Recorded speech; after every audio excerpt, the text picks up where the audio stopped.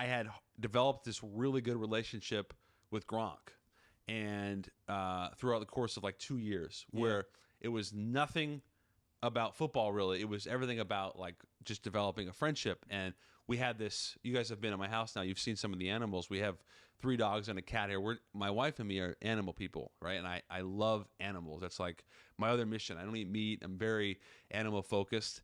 And so we had an opportunity to do something together in the pet space, and we did it.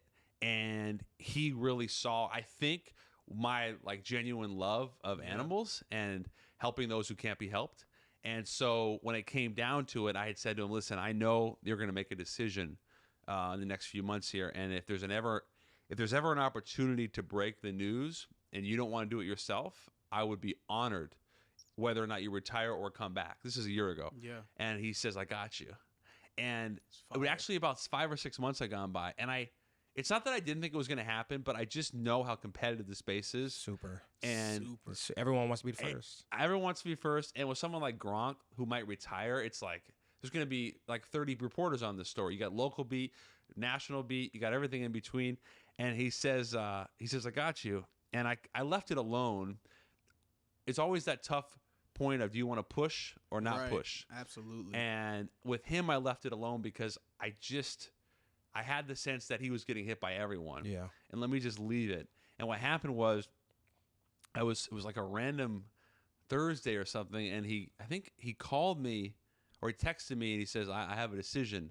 And then I think he called me and he says, yeah, I'm going to retire. And you can announce it, but I need you to wait 15 or 20 minutes, basically, is what he said. And first of all, I was shocked. I really thought he was coming back. Yeah. Oh, you did? I did. And secondly, I thought, because Brady was coming back. Yeah. And secondly, I thought, like, this is going to get leaked. And so when he called, when I was on the phone, I was like, I couldn't believe this was actually happening. Yeah, like, this is it. But now my mind's racing of, if I know, who else knows? Right.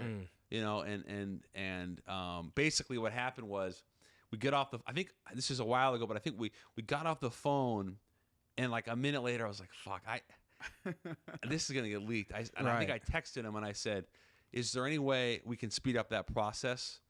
Even by like 5 or 10 minutes. Like, get something drafted up real quick? Right. Like, No, I had it drafted. Oh, you already had it? I had it drafted. Okay. But what I was hoping was he would say, just go. Don't wait the 15, 20 minutes. Mm-hmm. And he says, I think he said, no, we need to wait. And I said, no problem. And then it was like, I don't know, 30 seconds later, he was like, fuck it. Just go. Yeah. You got it. Send I got it. you. You got it. You've always had. It was like a really beautiful moment. Yeah. Right. Yeah. And I was like, are you sure? And he's like, I'm sure. I'm going to put it out on Instagram. I think he said in like 15 minutes. You go first. I put it out, and it was like an avalanche. Oh, my phone God. Crazy. Yeah, and then he retweeted it too. And on top of that, he said, I don't want you to say source. I want you to say it's from me, so people know it's real, and people know that we're boys. And like all of that together, and Gronk, and just the validation, it was fucking crazy. In my phone, I've had the opportunity to break some really cool things, but nothing like that. A Gronk retirement. That's huge. I don't know how anything could ever come close to that. It was just, given the player, the stature, and then the retirement announcement, and for him to say it was coming from him, and I got this, and then he validates it with the retweet. It was like, it was insane. Yeah. It's 100% true. It's all relationship. It was all relationships. And once it settled down, I saw him a few months later, and I said to him, I just wanted to say again, I really appreciate it. And he said, well, you never pushed. And I thought, God, there's so many times where I wanted to reach out. Every month you want to reach out. Every few weeks, hey, how's it going?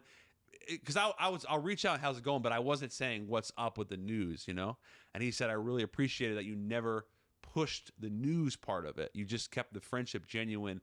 And when it was time, I knew you were the guy. That's what it's all about. That That was insane, and it really validated me.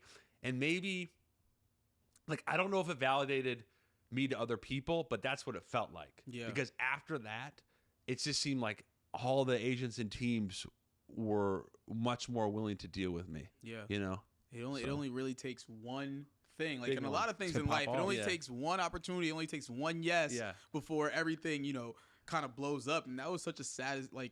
it probably satisfied you so much. did. It was like, this is my big break. Yeah. How awesome was that for you to be like, okay, like, yeah, you know, I'm Howard Schultz's son. Yeah. But I'm also Jordan Schultz, and like, this is it. Like, I'm doing this now. You know, like, how awesome was that? It was awesome. Yeah. Especially because the news was so big that it hit everywhere. Everyone saw it, and I think just having my name attached to it was really validating for me, just selfishly, you know. And I said to Rob, I saw him at the Super Bowl, you know, a few months back in Phoenix.